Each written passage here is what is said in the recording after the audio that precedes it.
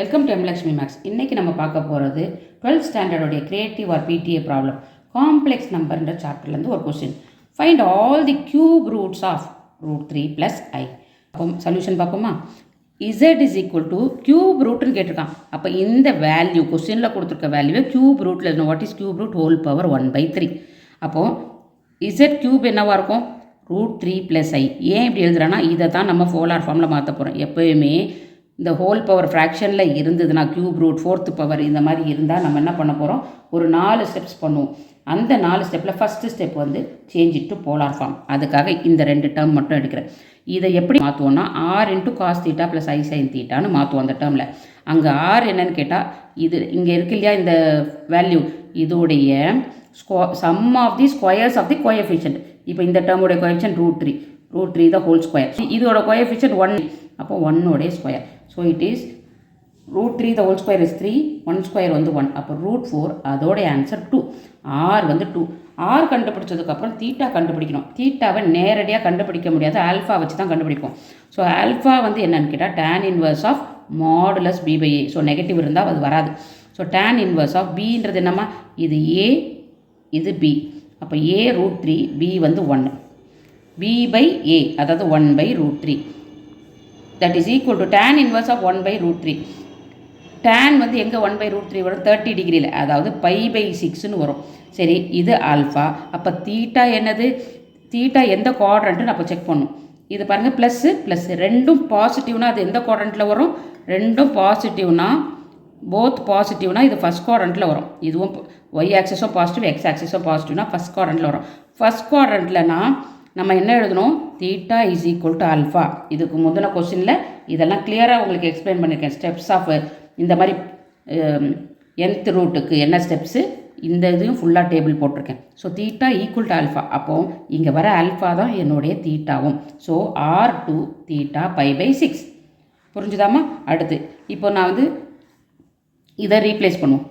இதை z³ is equal to, இதை எப்படி போலார் ஃபார்மில் மாற்றுறோம்? r × 2 × cos θ π/6 + i sin θன்னு மாற்றிடுறோம். அப்போ நம்ம கண்டுபிடிக்க வேண்டியது என்னது? z இஸ் ஈக்குவல் டு இந்த 3 இங்கே வந்தால் ஹோல் பவர் 1/3ன்னு வரும். இந்த ஃபுல் ஆன்சரை ஹோல் பவர் 1/3ன்னு மாற்றிட்டேன். ஸோ நம்மளோட ஸ்டெப் 1 கம்ப்ளீட்டட். அடிஷன் இதில் இருக்கிறதுல போலார் ஃபார்மில் மாற்றிட்டோம். செகண்ட் ஸ்டெப் என்ன?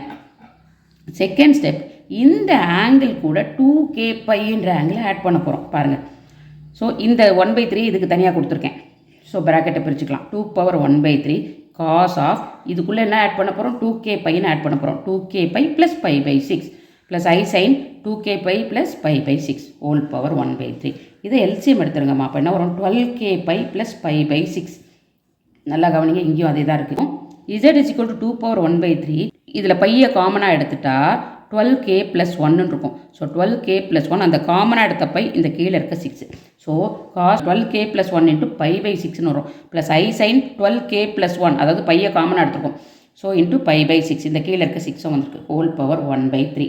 ஸோ செகண்ட் ஸ்டெப்பையும் கம்ப்ளீட் பண்ணிட்டோம். அதாவது we have added 2kπ to the angle. மூணாவது ஸ்டெப் என்ன பண்ண போகிறோம்? De Moivre's theorem. இந்த பவர் இருக்கு இல்லையா, இந்த பவரை நம்ம உள்ளே கொண்டு வந்துடுவோம். இந்த 1/3 இருக்கு இல்லையா, அதை உள்ளே கொண்டு வந்துடுவோம். எப்படி கொண்டு வருவோம்? இங்கே மல்டிபிள்ஸாக கொண்டு வருவோம். இங்கே பாருங்கள், cos 12k + 1, இந்த 1/3 இங்கே வந்து மல்டிப்ளை ஆகும் 1/3, அப்போ π/18ன்னு வரும். இங்கேயும் இந்த 1/3 மல்டிப்ளை ஆகும், அப்போ π/18ன்னு வந்துடும். இதோட நம்ம ஸ்டெப் 3 முடிஞ்சுது. ஸ்டெப் 4 என்ன? நமக்கு இந்த யூஸ் பண்ணியிருக்கோம்ல இந்த k, இந்த கேவோட வேல்யூ என்ன சொல்லியிருக்கேன்? 0, 1, 2 up to n-1. நம்மளோட பவர் என்ன? 3. அப்போ 0 to 3 - 1, 0, 1, 2. அப்போ இந்த 3 வேல்யூக்கு தான் நம்ம ஆன்சர் கண்டுபிடிக்கணும். when k is equal to 0, இதில் 0 போட்டுட்டோன்னு வைங்க, என்ன ஆகும்? cos π/18ன்னு வரும். இங்கே அதே தான் வச்சுக்கிறோம். 2 × 1/3 cos π/18. சேம் ஆங்கிள் இங்கே இருக்கிறதுனால அதே தான் வரும். Plus i sin π/18. இதை ஷார்ட்டாக எப்படி எழுதலாம்? 2 × 1/3, இங்கே பாருங்கள், CIS 6 π/18ன்னு எழுதிக்கலாம். எப்படி வேணால் நீங்கள் எழுதுங்க. when k = 1, z என்னது? 2 × 1/3. இங்கே kக்கு 1 போட்டோன்னா 12 × 1, 12 + 1, 13 π/18ன்னு வரும். Plus i sin 13 π/18. அப்போ இதை எப்படி எழுதலாம்? 2 × 1/3 6 13 π/18. அடுத்து when k = 2, z is equal to 2 × 1/3 into cos of, இங்கே 2 கொடுத்தோன்னு வச்சுக்கோங்க, 12 2s are 24 + 1, 25π/18 plus I sin 25π/18. இதை ஷார்ட்டாக 2^1/3 sis 25π/18 எழுதலாம். இவ்வளோதாம்மா இந்த சம்மோட ஆன்சர். தேங்க்யூ.